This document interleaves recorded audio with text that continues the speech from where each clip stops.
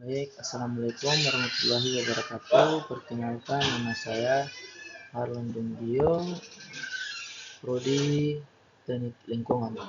Di sini saya akan mempresentasikan yang berjudul pengolahan sampah dan limbah di wilayah DAS.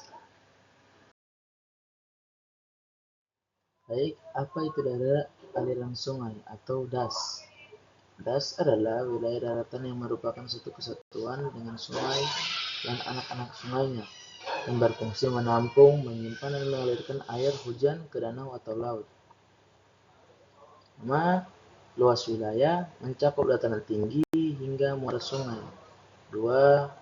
Poin kedua, populasi terdampak itu jutaan masyarakat tergantung pada ekosistem DAS. Ketiga, sumber air, penyediaan utama air, dan irigasi pertanian.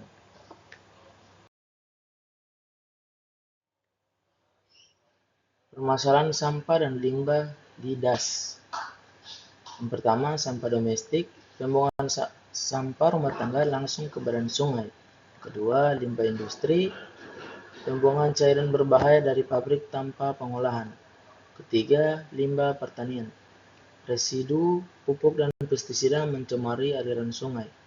Yang keempat, sedimentasi, erosi lahan menyebabkan pendangkalan sungai. Di sebelah ini ada grafik sumber pencemaran DAS. Yang pertama, domestik, tingkat pencemarannya itu sekitar 45%, terus ada industri 25%, pertanian 22%, dan limbah lainnya itu 8%. Dampak pencemaran terhadap ekosistem DAS. Sini poin pertama, kualitas air menurun, kadar BOD atau COD meningkat, air tidak dapat layak lagi dikonsumsi. Terus kerusakan ekosistem, kematian biota air, dan hilangnya keanekaragaman hayati. Terus ada dampak ekonomi, kerugian sektor perikanan dan pertanian di riparian. Terus ada kesehatan masyarakat, akan mendapatkan penyakit diare, kolera, dan keracunan logam berat. Terus ada banjir dan sedimentasi. Pendangkalan sungai meningkatkan risiko banjir tahunan. Terus ada perubahan iklim mikro, gangguan siklus hidrologi mempengaruhi curah hujan. Terus strategi pengolahan sampah dan limbah DAS. Dalam strategi kita bisa pendekatan yaitu 3R, yaitu reduce, reuse, recycle. Apa itu reduce? Yaitu mengurangi yaitu batas penggunaan produk sekali pakai dan kemasan plastik di kawasan DAS. Terus ada reuse gunakan ulang, itu memanfaatkan kembali barang bekas menjadi produk bernilai guna. Terus ada recycle, daur ulang, olah sampah organik jadi kompos dan anorganik jadi bahan baku.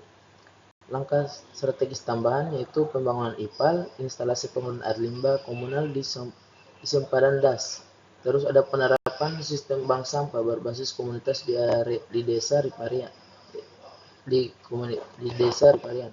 Terus ada pengawasan dan penegakan hukum pembuangan limbah industri. Terus ada edukasi ke masyarakat dan kampanye sadar lingkungan DAS. Teknologi pengolahan sampah dan limbah, yaitu yang pertama yaitu pengolahan biologis seperti composting anaerob dan aerob, biodigester penghasilan biogas, phytoremediaton dengan tanaman air, constructed wetland untuk limbah cair. Pengolahan fisik kimia yaitu koagulasi dan flokulasi, terus ada filtrasi multilayer, sedimentasi dan klarifikasi, disinfeksi dengan klorinasi UV. Terus ada teknologi tepat guna yaitu biofilter, skala rumah tangga, bank sampah digital berbasis AP atau berbasis aplikasi. Terus ada TPS 3R berbasis komunitas. Terus ada EcoBrick untuk sampah plastik. Peran pemangku kepentingan, kolaborasi multi pihak dalam pengolahan DAS yang berkelanjutan.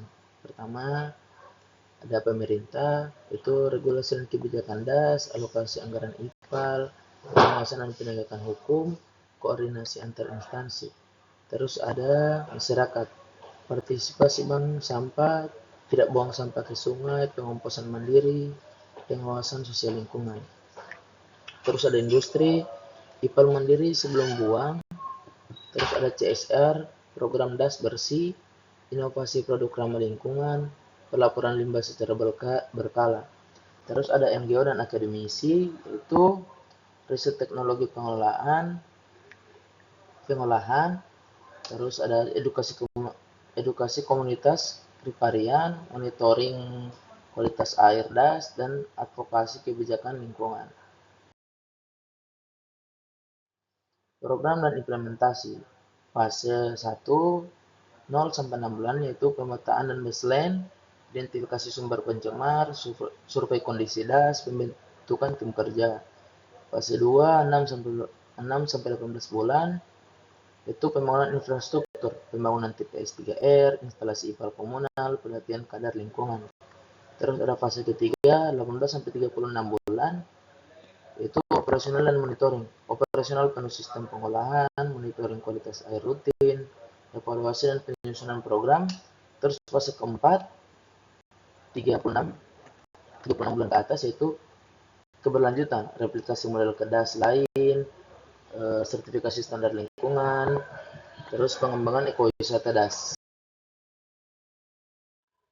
Kesimpulan dari presentasi saya itu, bersama menjaga DAS kita. Poin pertama, pengolahan sampah DAS membutuhkan pendekatan terpadu lintas sektor. Terus ada teknologi tepat guna, tambah partisipasi masyarakat sama dengan kunci keberhasilan.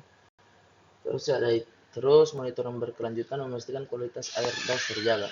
Baik, ada sedikit kata-kata dari saya, itu sungai yang bersih adalah cermin peradaban bangsa yang maju. Terima kasih, mungkin itu saja dari saya. Mari bergerak bersama untuk DAS yang sehat. Terima kasih.